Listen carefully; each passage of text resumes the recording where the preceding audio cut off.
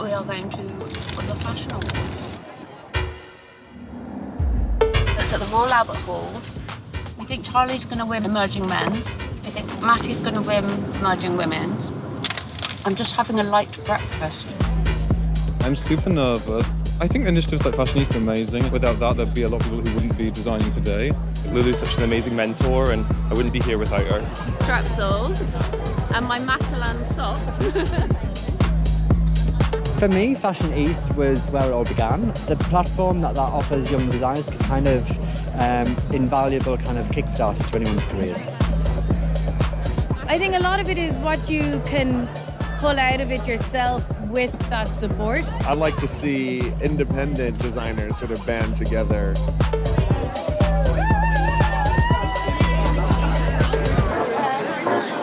You're up for an award. I'm up for an award. I'm up for emerging menswear brand, which is so exciting because I emerged a really long time ago.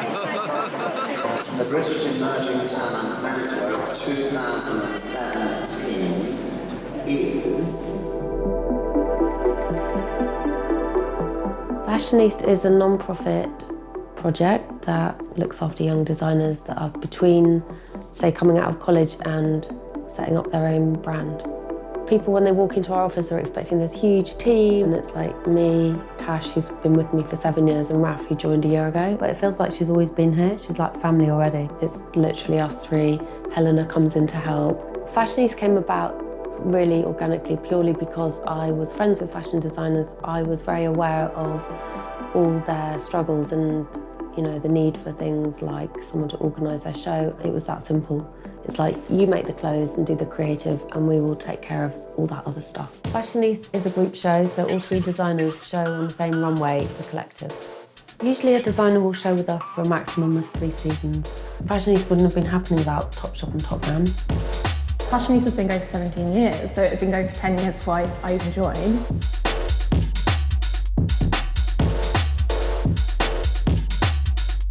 Fashionista is meant to be sort of a protected state while they don't really have to worry about the commercial aspect of fashion just yet. What they're doing, it's meant to be creative freefall.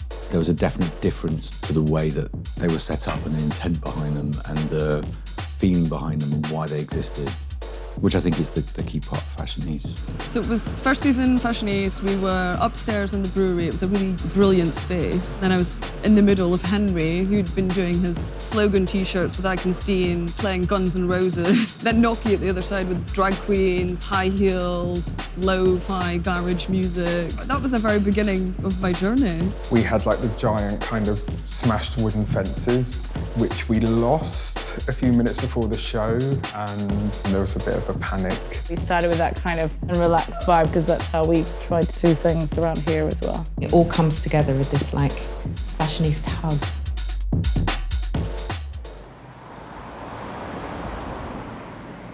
So we're preparing now for Autumn/Winter 18 for Man in January and Women's Wear in February. This season at the Man Show, we're working with Rottingdean Bazaar, Art School, and we're going to be announcing the 3rd designer very soon.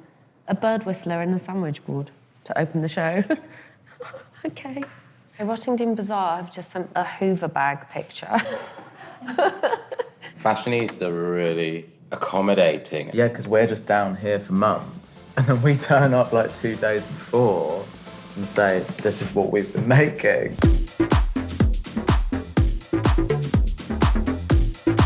We talk about that quite a bit, how kind of lawless fashion is. Which is what's quite exciting about it. Yeah.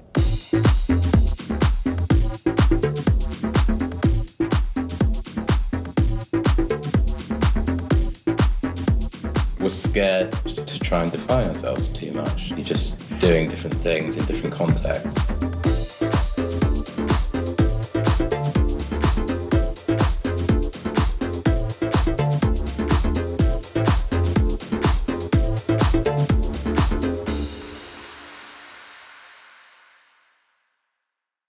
We're on the phone 24/7 and we're around for all the support. We always say to them, like, don't think you're bothering us, you know, call us whenever you need. And we're always checking up on them and, you know, doing studio visits. We are very involved in their process, but they have the final decision. Is that in? I made this when I was in China. For women's wear, we're currently working with A Sai and Supriya. They showed with us last season, and we're soon to announce the third designer. We'll have this kind of like American cowboy vibe. I'm just trying to save you time because no one's going to see that level of detail because it's not hanging on a rail, it's just walking past them. I just kind of realised how lucky I am to have this opportunity. Sometimes I feel like I just think of like weird things and then I just need a dose of reality from like Lulu. I think women have always been important in my life. Joni, my wife, is a big inspiration to me. She naturally is just kind of like quite effortless. Stories that my mum has told me about her refugee experience coming to England. I kind of like that grey area between imagination and memory.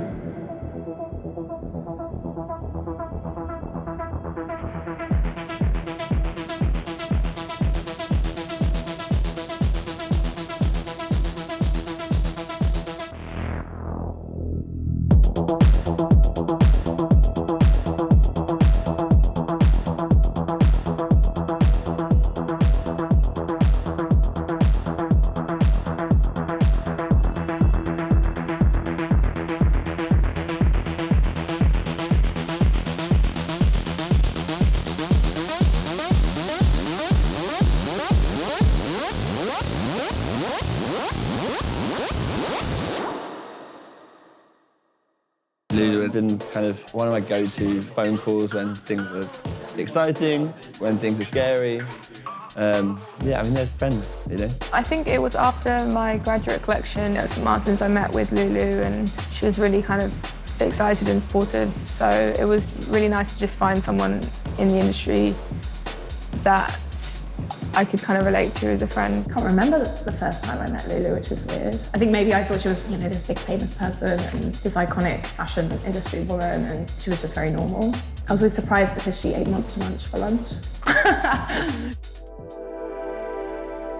I come from a working class northern family. Everyone's from Newcastle. My dad, because of this scholarship, he ended up at uni and became a teacher in art colleges. So it's funny, that journey, it's like without a leg up.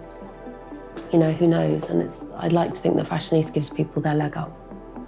It was myself, and I had a landline. I don't think I had a computer. It was very, very, very basic.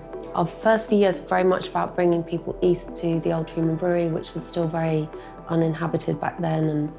And Shoreditch was an exciting place, I thought.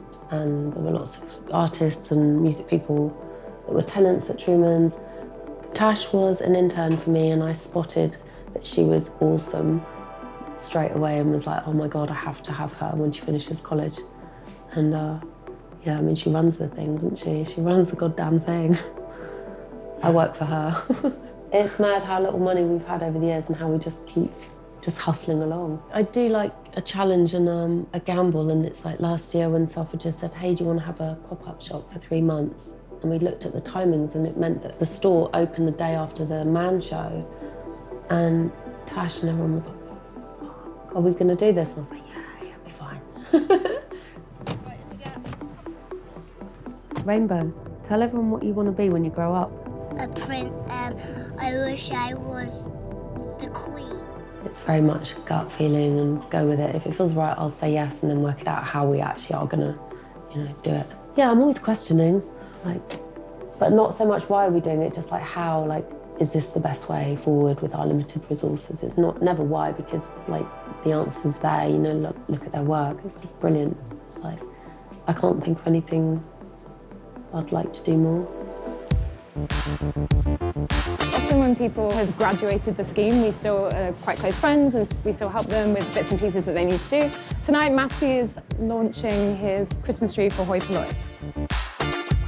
He just showed me that he's hidden some penis ornaments in there. Fashionista is like an extended family, and even like tonight, everyone comes together, and we all know each other. We've known each other for years, you know. It's fab, yeah, and it feels so natural. It's such an organic relationship with Fashionista. So the Fashion Awards are next week, which is amazing. I'm very nervous. Thanks for coming, Lulu.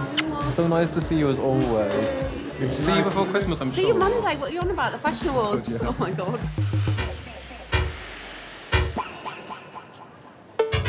I just want to say thank you to the incredible support network, to Lulu Kennedy, Fashion East, to everyone that has supported me so far. Thank you.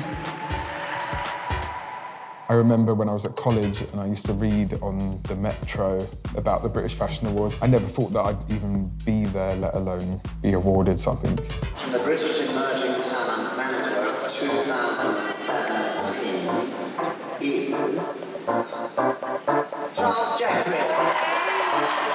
I'm so blown away. I can't believe I'm accepting this from my idol, John Galliano. This award is dedicated to everyone who's helped me get here. From the nightclub basement of Vogue Fabrics in Dalston, Jack and the Loverboys, making magic. Thank you to Lulu Kennedy and Fashion East for fucking everything. I love you guys. Lulu and Natasha came to my stall at the Masters and they were like asking me to do Fashion East, and then that just turned into like this. So, I mean, without their kind of encouragement and their support, I wouldn't be where I'm at just now. It is amazing to watch them win, and it's just such an emotional, proud feeling. I think it should be for young people. I think they know their own worth and they're very much more DIY, and I think that's way more exciting.